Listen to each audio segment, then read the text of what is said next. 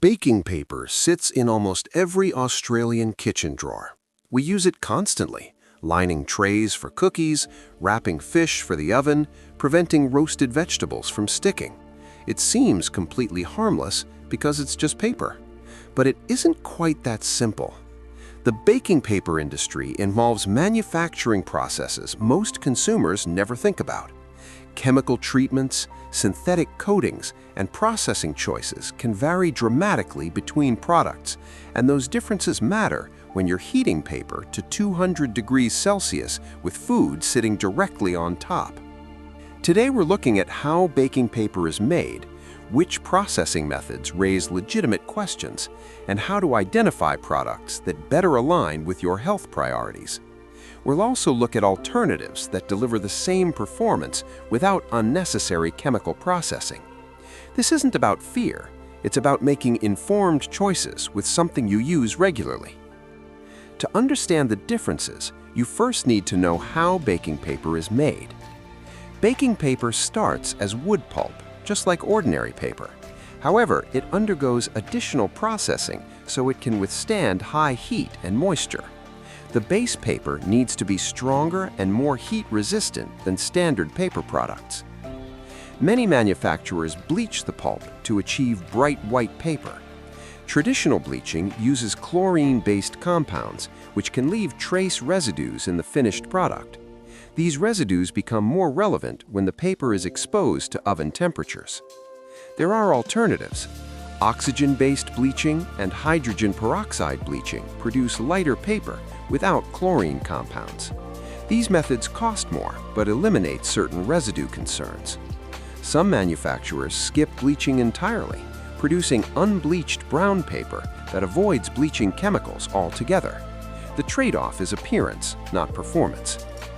The defining feature of baking paper is its non-stick surface, and this doesn't occur naturally. The paper must be coated with a release agent. Silicone is the most common coating material. Food-grade silicone creates an effective non-stick surface that can tolerate high temperatures. However, silicone quality varies. Higher-grade silicone remains stable at baking temperatures, while lower-grade versions may degrade sooner, especially with repeated heating. The coating process itself matters. Even consistent application ensures reliable performance.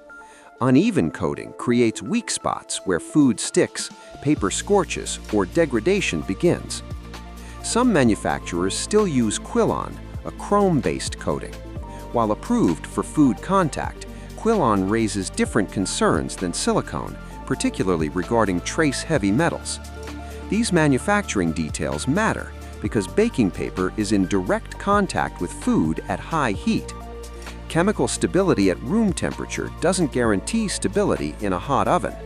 Certain bleaching residues can volatilize when heated, and lower quality coatings can begin breaking down and transferring to food.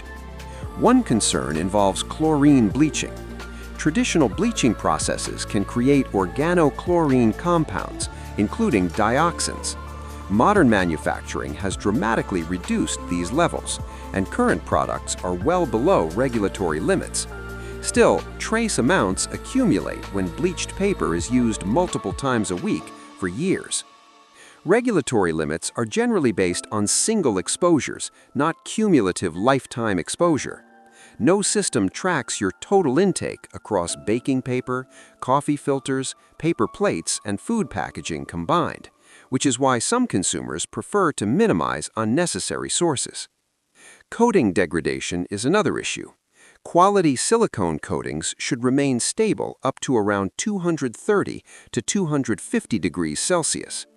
Lower quality coatings may begin degrading at lower temperatures or after repeated use. Signs include uneven browning, food sticking in random spots, or visible paper breakdown.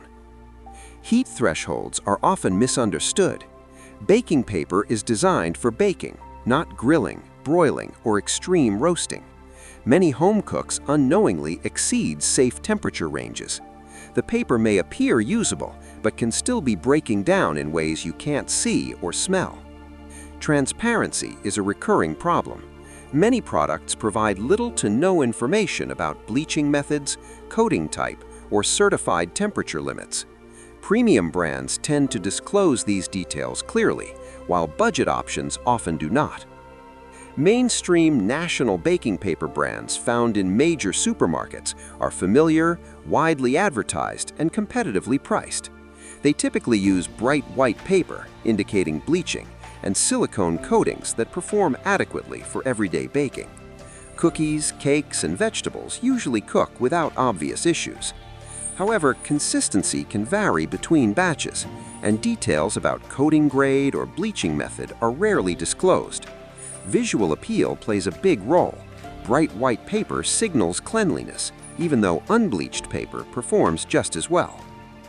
Supermarket house brands go cheaper still. These products are sourced from contract manufacturers, and suppliers may change frequently based on cost. This makes quality consistency difficult to maintain. Transparency is minimal. Packaging often lacks information about bleaching, coating quality, or manufacturing location. Extremely low pricing suggests cost-cutting somewhere in the process, whether in materials, coatings, or quality control. With lower-cost products, performance issues are more common. Uneven browning, tearing, partial non-stick failure, and occasional chemical odors when heating are reported more frequently. While many uses are incident-free, the inconsistency itself signals looser manufacturing standards.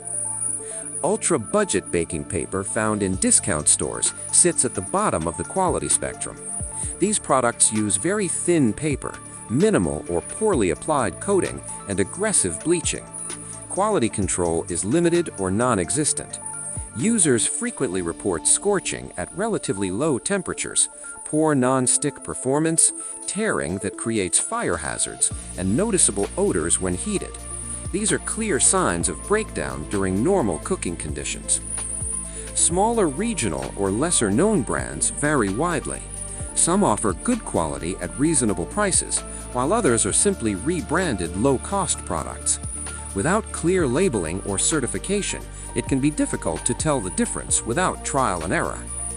Pre-cut sheets and specialty formats offer convenience rather than improved materials. In most cases, the paper itself is similar to rolled versions, just packaged differently. The most meaningful upgrade most home cooks can make is switching to unbleached baking paper. Unbleached paper eliminates bleaching chemicals altogether. Its brown or tan color comes from natural wood pulp, not inferior quality. Performance is the same. The non-stick properties depend on the silicone coating, not the paper color. Heat resistance is unaffected by bleaching status. The main barrier is perception. White paper looks cleaner, even though the unbleached alternative is just as effective. Premium baking paper carries food safety and environmental certifications. These can include forest stewardship certifications, compostability standards, and food contact safety testing.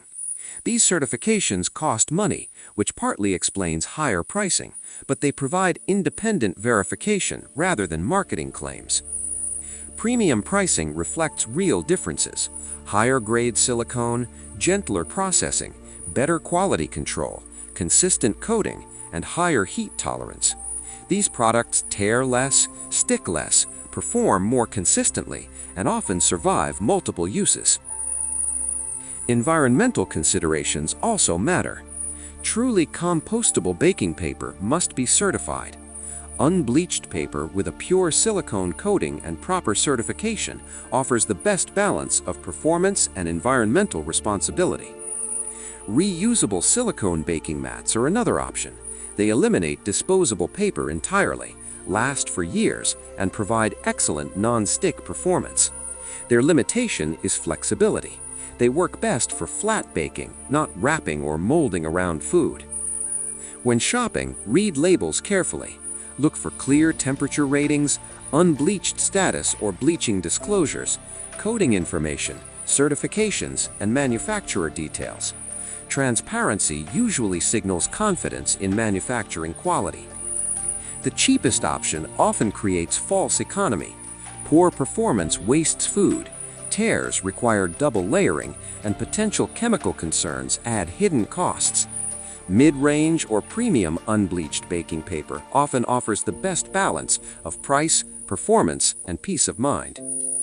Store baking paper properly in a cool, dry place and respect temperature limits. Exceeding temperatures, even by small margins, matters when chemical stability is involved. Baking paper isn't as simple as it looks. Manufacturing choices create real differences between products, and those differences matter when food is in direct contact at high heat. The choice isn't between dangerous products. Approved baking paper won't poison you. The real choice is between heavily processed options and simpler alternatives that do the same job with fewer chemicals. Given the small cost difference, choosing unbleached, well-certified baking paper makes practical sense. Check what you're using now. If it's ultra cheap,